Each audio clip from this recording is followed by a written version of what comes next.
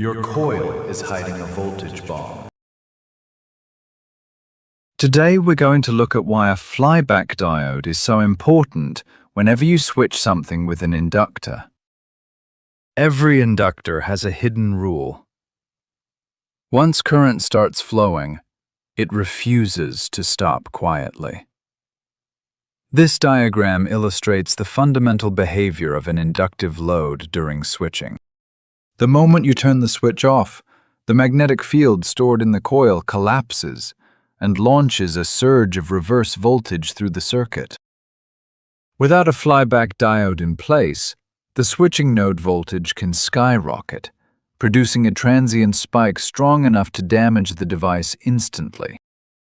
Today I'll show you exactly why this happens, and how one tiny diode completely neutralizes that explosion. This silicon steel core assembly you're looking at is the same magnetic structure I used in previous YouTube contents. Mounted on it are two coil bobbins, each wound on separate legs of the core and electrically connected in series to form a single inductive path. For this demonstration, I'll energize the coil and then interrupt the current abruptly, forcing the inductor to release its stored magnetic energy as a high-voltage transient. Please, watch closely. You'll see the spike that forms the moment the magnetic field collapses. I'm now powering on the supply and setting it to 60 volts at 3 amps.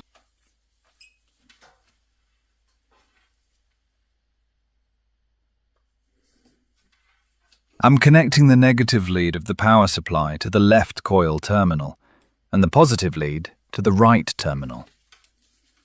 Once the coil is energized, I'll disconnect both leads abruptly, forcing the inductor to release its stored magnetic energy as a high-voltage spike.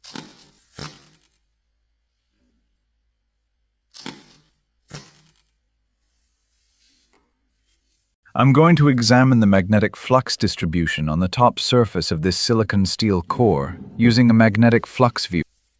Energizing the coil drives the core into full magnetization, forcing the upper laminations to snap outward as they align to a single polarity. And the instant the power is cut, watch the violent arc that detonates at the right side terminal, the direct signature of the flyback current we came here to expose.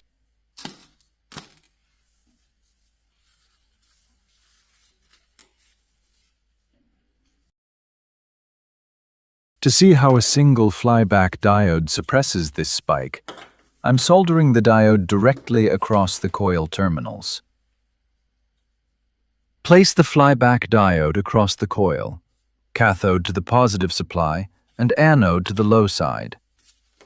Now that the diode is connected, let's apply power to the circuit. With the diode in place, the voltage spike is completely suppressed.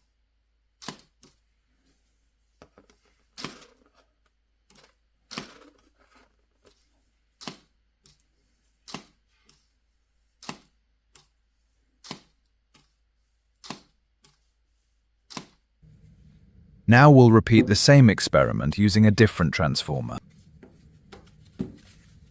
It supports 240 volts.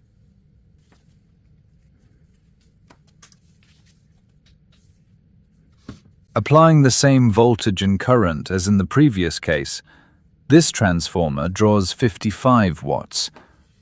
Also, a voltage spike is also observed. The second flyback diode has been installed.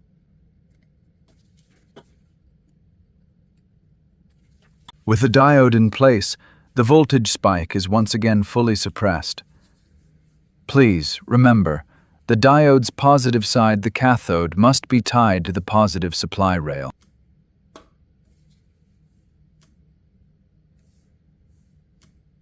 Thank you for watching. For more engineering experiments and builds, make sure to subscribe, like, and turn on notifications.